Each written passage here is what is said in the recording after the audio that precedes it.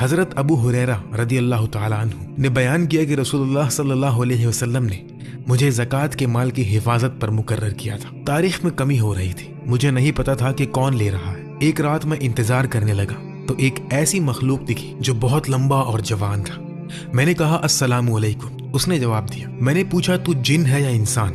اس نے کہا میں جن ہوں۔ میں نے کہا ہاتھ دو، اس نے ہاتھ دیا۔ ہاتھ کتوں کے پنجے جیسا تھا اور بال بھی کتوں جیسے۔ میں نے پوچھا کیا جن ایسے ہی پیدا کیے گئے ہیں؟ اس نے کہا جن جانتے ہیں کہ ان میں مجھ سے بدصورت کوئی نہیں۔ میں نے پوچھا تو کیوں آیا؟ اس نے کہا میں محتاج ہوں، غریب ہوں، مشکل میں ہوں۔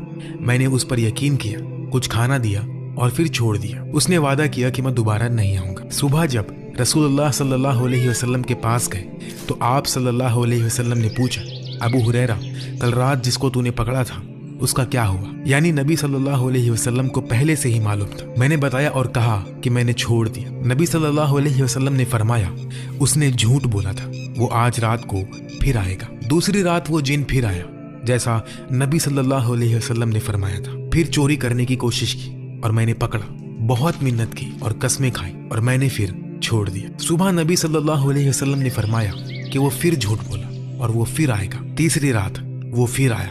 میں نے کہا تو جھوٹا ہے، اب تجھے نہیں چھوڑوں گا۔ جن نے سمجھا کہ اب کوئی چارہ نہیں ہے تو اس نے اپنا سب سے بڑا راز بتایا۔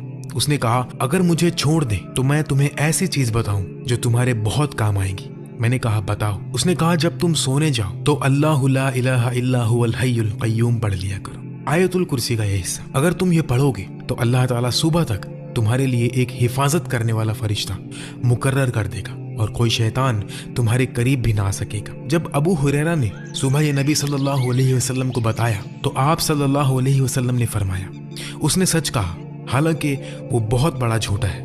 پھر آپ صلی اللہ علیہ وسلم نے پوچھا اے ابو ہریرہ کیا تمہیں پتا ہے کہ 3 راتوں سے تم کس سے بات کر رہے تھے؟ ابو ہریرہ رضی اللہ تعالیٰ عنہ نے عرض کیا نہیں یا رسول اللہ۔ تو نبی صلی اللہ علیہ وسلم نے فرمایا کہ وہ شیطان تھا۔